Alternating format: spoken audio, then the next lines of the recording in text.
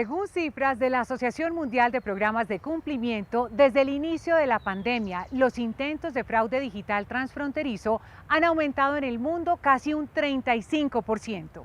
Iniciamos SIC TV. Bienvenidos. ¿Tienen los países y el comercio electrónico mundial las herramientas suficientes para hacerle frente a este tipo de situaciones? Saludamos a Brigitte Acoca, jefe de política de economía digital de la Organización para la Cooperación y el Desarrollo Económicos, OCDE. Doctora Brigitte, bienvenida a SIC TV. Muchísimas gracias por esta oportunidad y por invitarme. Es un honor estar aquí y poder presentar lo que hemos hecho hasta ahora. ¿Cómo está el panorama en materia de regulación del comercio electrónico a nivel mundial? Básicamente, muchos países de casi todas las regiones del mundo tienen ahora marcos legales para proteger a los consumidores digitales, ya sea a través del Marco General de Protección al Consumidor o con políticas públicas de aspectos puntuales del comercio electrónico, como por ejemplo la protección de los datos personales. La Recomendación de Protección al Consumidor en Comercio Electrónico, que fue adoptada en 1999 y revisada en 2016, ha servido hasta el momento como un estándar internacional y como un modelo para que muchos países desarrollen sus marcos legales y construyan la confianza del consumidor en línea.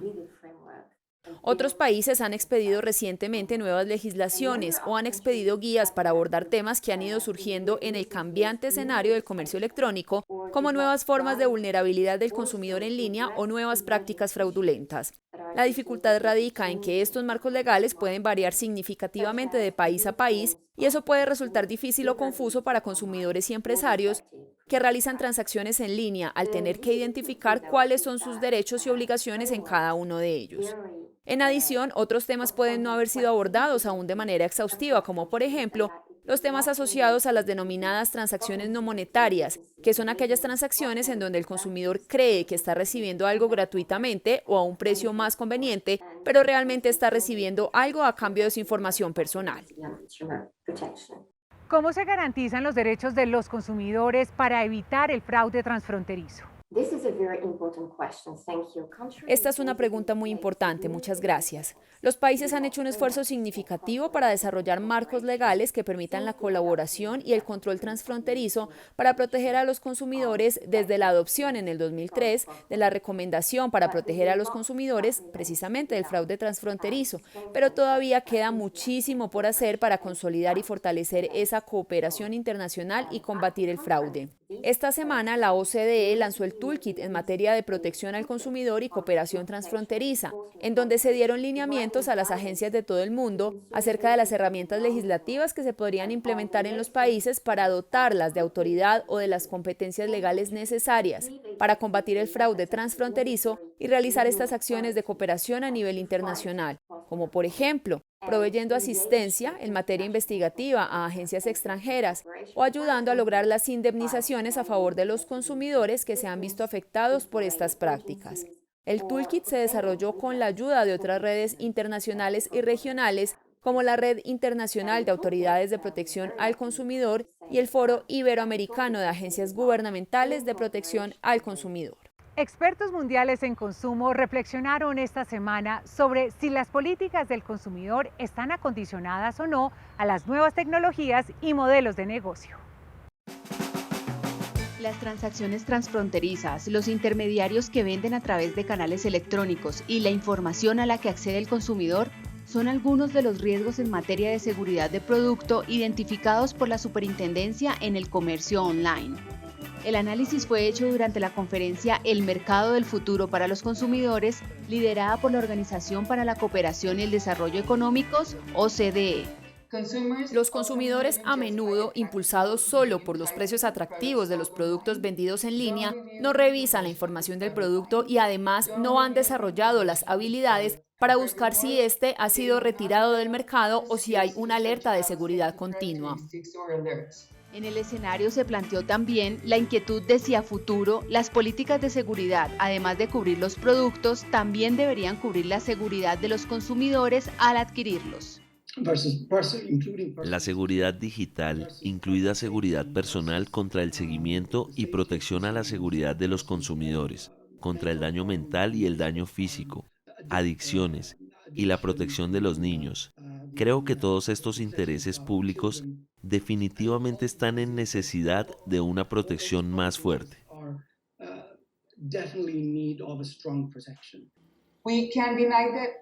No podemos negar que el Internet de las Cosas y la inteligencia artificial son una realidad global que se está fusionando con los problemas de seguridad de los productos y sin duda confiaremos en la cooperación y el desarrollo de capacidades de jurisdicciones más desarrolladas cuando llegue el momento.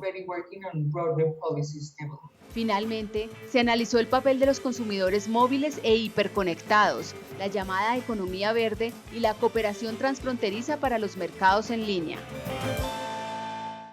¿Cómo analiza el trabajo de la Superintendencia de Industria y Comercio para garantizar los derechos de los consumidores en el comercio electrónico? Quisiera reiterar que Colombia ha sido un miembro muy activo del Comité de Políticas de Consumo de la OCDE y de su grupo de trabajo en seguridad de producto.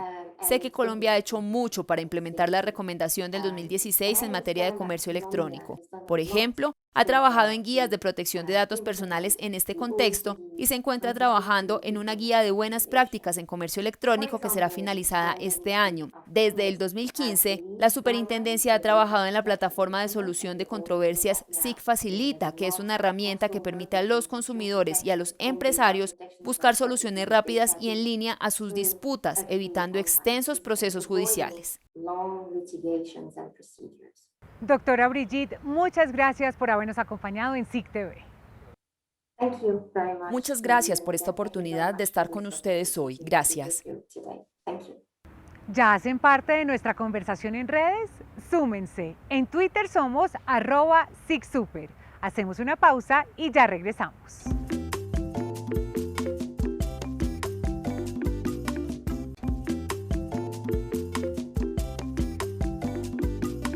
La modelo Elizabeth Loaiza deberá pagar una multa superior a los 130 millones de pesos por usar publicidad engañosa al promocionar en sus redes pruebas rápidas para la detección de COVID-19. La sanción de 136.278.900 pesos fue impuesta por la Superintendencia de Industria y Comercio producto de la investigación iniciada en contra de la modelo Elizabeth Loaiza el año pasado por ofrecer en sus redes sociales información específica sobre atributos y forma de comercialización del producto Promed COVID-19 Rapid Test, unas pruebas rápidas para la detección del virus, lo que generó confusión o engaño entre sus seguidores. En el marco de la investigación administrativa lo que se pretendía acreditar o determinar era si se había incurrido en publicidad engañosa respecto de dos afirmaciones objetivas que la señora Elizabeth Loaiza hizo en el marco del anuncio publicitario. Estas condiciones objetivas se trataba de que el producto promocionado contaba con registro INVIMA, concebido por la autoridad sanitaria, y además que su comercialización estaba limitada o dirigida a la adquisición por parte de autoridades gubernamentales o de salud. La superintendencia probó que la influenciadora violó el Estatuto del Consumidor y sí incurrió en publicidad engañosa, pues se demostró que las pruebas exhibidas en su publicación no contaban con el registro sanitario obligatorio para su importación o comercialización. Aunado a lo anterior, la autoridad sanitaria allegó, dentro del informe remitido en el marco de la investigación administrativa, una conversación a través del WhatsApp anunciado en la publicidad, en la que se pudo determinar o no se logró acreditar que la comercialización estuviera restringida a estas autoridades gubernamentales o autoridades de salud, sino que se limitó a indicar el número de unidades que se podían o que se debían comercializar. En contra de esta decisión proceden los recursos de reposición y apelación. A propósito de esta multa, el superintendente de Industria y Comercio, Andrés Barreto, invitó a los influenciadores del país a entregar a sus seguidores información veraz, oportuna y suficiente cuando publiciten productos desde sus redes. Los influenciadores deben cumplir con las mismas normas de cualquier otra persona que hace publicidad. En ese caso deben cumplir con el Estatuto de Protección al Consumidor y esta autoridad emitió una guía para influenciadores con el fin de guiarlos en cómo poder cumplir con esta norma. Se verán abocados a las mismas responsabilidades en cuanto a la imposición de órdenes o multas en el momento que incumplan con las leyes del Estatuto del Consumidor y o publiciten productos que están prohibidos, no sean transparentes en el hecho de que los están publicitando y o engañen a los consumidores. En ese sentido, pueden verse abocados a la imposición de multas como ya han pasado en otros casos en esta autoridad. Quedó al descubierto el cartel que se conformó para afectar la libre competencia económica en procesos de contratación estatal para el mantenimiento y adecuación de instalaciones de entidades públicas. Con una multa de 956.860.540 pesos, fueron sancionadas 8 empresas y 8 personas naturales, luego de que la Superintendencia de Industria y Comercio comprobara que, entre los años 2015 y 2017, concertaron diferentes prácticas ilegales para participar como supuestos competidores ante el Estado en la adjudicación de 98 licitaciones para el mantenimiento, la adecuación y las reparaciones locativas de instituciones del sector público. Primero es que afecta a la libre competencia como derecho colectivo. La gente tiene que tener claro que la libre competencia es un derecho colectivo, nos pertenece a todos, afecta al Estado como consumidor, por supuesto. Esto además incrementa los precios que paga el Estado, es decir, el Estado recibe menos por menos calidad y menos productos y servicios y paga mucho más por ellos. Las evidencias halladas durante la investigación demuestran que a través de WhatsApp, correos electrónicos y archivos digitales, los sancionados tenían pleno conocimiento de los actos ilícitos llevados a cabo durante la elaboración y presentación coordinada de requisitos y propuestas con la intención de obtener pólizas de seriedad necesarias para las ofertas, entre otras conductas de colusión.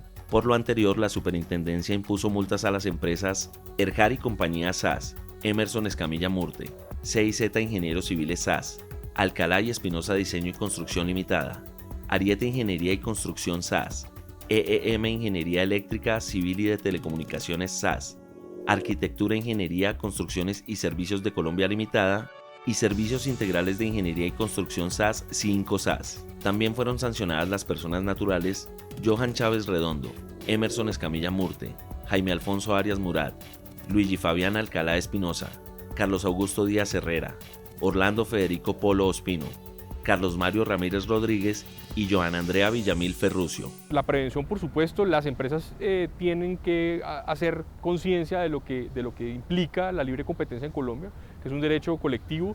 Asesórense bien de sus abogados. En la Superintendencia tenemos en la página web una cantidad de formatos, documentos que ilustran cómo es la libre competencia, cómo se debe proteger la libre competencia. En contra de la decisión sancionatoria procede el recurso de reposición.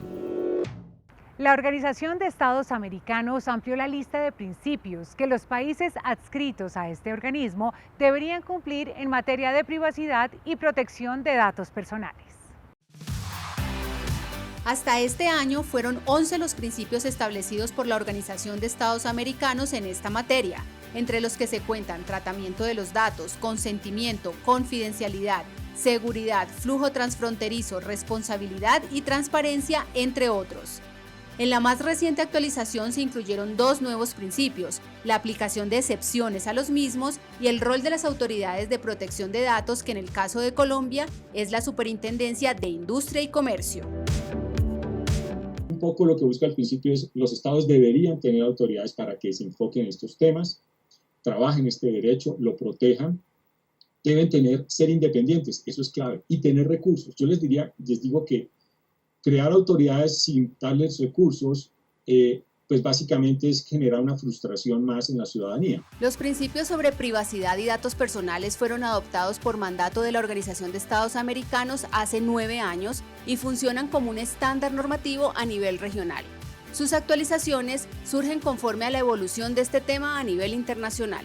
De manera que estos principios, aunados a los que han elaborado otras entidades del planeta, pues se suman a esos esfuerzos importantes para que cuando se recolecte, use, almacene, circule, indexe datos personales, se haga observando unos mínimos para que no se ponga en riesgo o comprometan los derechos de las personas, como cuál, su libertad, su buen nombre, su intimidad. Esto no es solo una regulación de intimidad, eso es muy importante, porque aquí básicamente yo diría que esta es la regulación que ante todo tiene que ver con la identidad digital de todos nosotros. El próximo mes de octubre, estos 13 principios y sus novedades serán sometidos a consideración para su eventual aprobación en la Asamblea General de la Organización de Estados Americanos.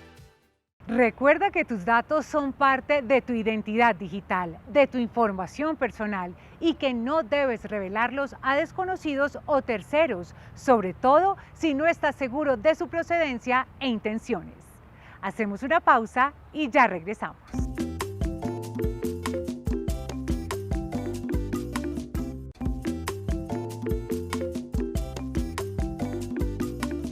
El buen estado y el correcto ajuste de las balanzas comerciales son fundamentales para garantizar los derechos de los consumidores en sectores como el de servicios postales, donde se paga de acuerdo al peso de lo que se envía.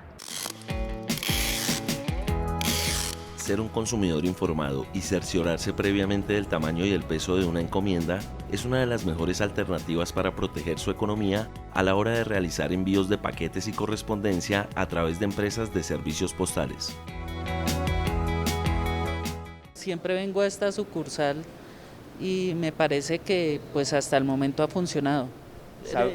Lo único es que pues siempre quedará una duda porque pues son elementos que se utilizan para medir que uno no los puede comparar fácilmente. Precisamente con miras a garantizar medidas confiables a consumidores como don César, la Superintendencia de Industria y Comercio adelantó operativos de inspección y control a balanzas de empresas de servicios postales en el norte de Bogotá.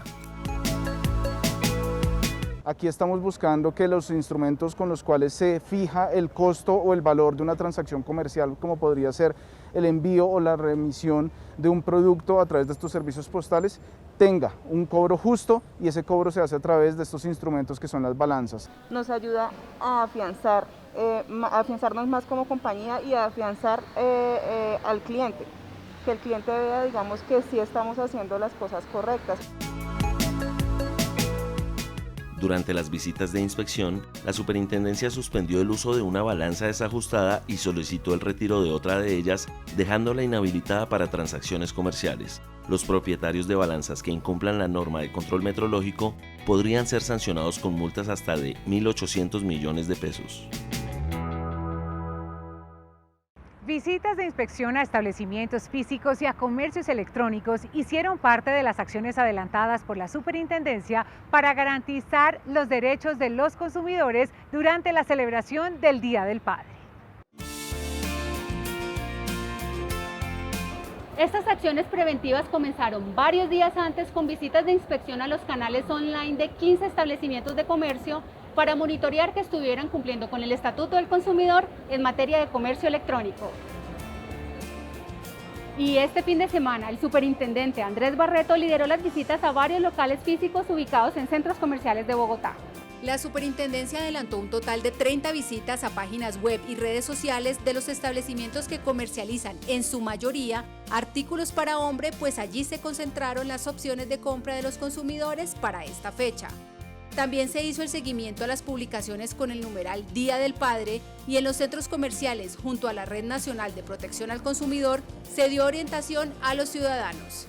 Adicionalmente, tuvimos ocasión de verificar en el terreno cómo está el comportamiento del comercio, cómo estamos en materia de publicidad, en materia de cumplimiento del Estatuto del Consumidor, e hicimos presencia en 2 puntos de la ciudad de Bogotá. Es sumamente importante porque además de la pedagogía que realizan los centros comerciales y los comerciantes puntualmente, es importante contar con todo el equipo que acompaña hoy esta visita para que la gente conozca principalmente cuáles son sus derechos, cuáles son sus deberes como consumidores y como ciudadanos. Las labores fueron complementadas con acciones de verificación a aplicaciones de envíos y domicilios en tiempo real durante todo este domingo de celebración. Se pueden presentar demoras en las entregas o entregas de productos que no corresponden, y son las quejas más frecuentes que tienen los consumidores. Por eso decidimos en este mismo día estar pendiente de lo que estaba ocurriendo para poder tomar las medidas inmediatamente de ser el caso. Si tiene peticiones, quejas o reclamos y el proveedor no le da solución, radíquelos ante la superintendencia en el correo contáctenos@sic.gov.co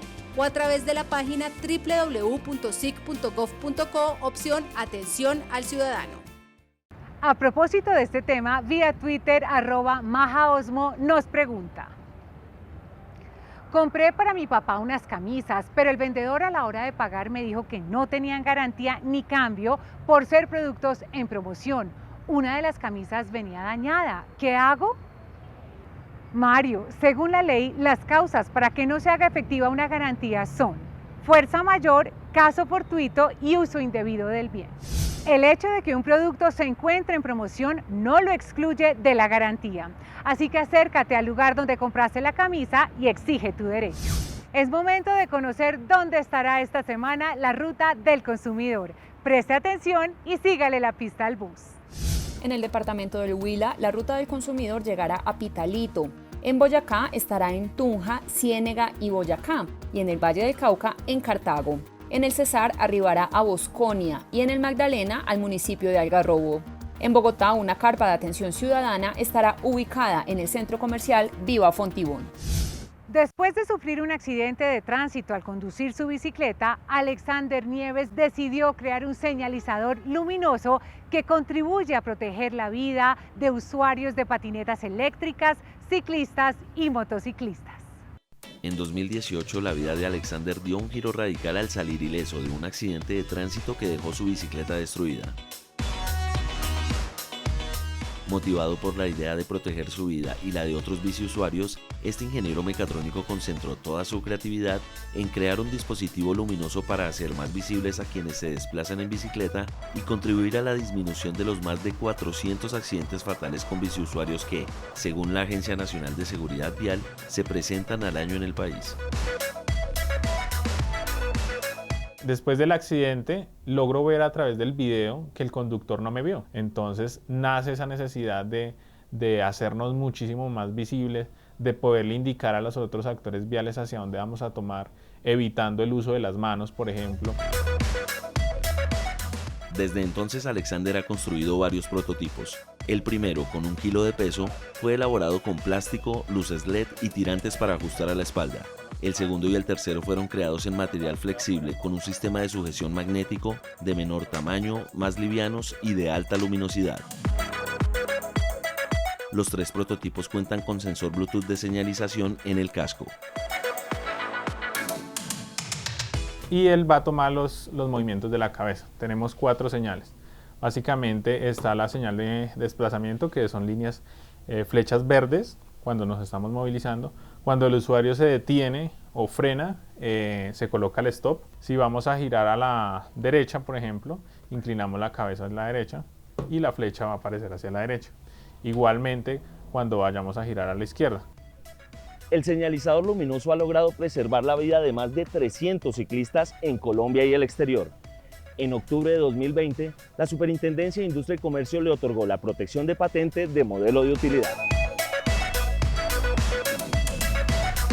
Las patentes de modelo de utilidad son protecciones que la ley otorga a invenciones que dan una mejora a algo ya existente. Son mejoras a dispositivos, nuevas utilidades que entran a solucionar un problema técnico, pero sobre algo que ya existía. En el último año, Alexander ha logrado comercializar su invento en 4 países. It easily placed and removed from any article of clothing or backpack thanks to its magnet attachment system. Anualmente, llegan a la superintendencia cerca de 2.700 solicitudes de protección de patentes de invención y de modelos de utilidad. Chat para asesoría en línea y videollamadas en temas de propiedad industrial e información general son algunos de los canales de atención no presencial dispuestos en la página web de la Superintendencia de Industria y Comercio. Acceda a ellos para obtener asesoría de manera gratuita. Nos despedimos por hoy. Los esperamos el próximo domingo a las 8 de la noche aquí por Canal Institucional. Hasta pronto.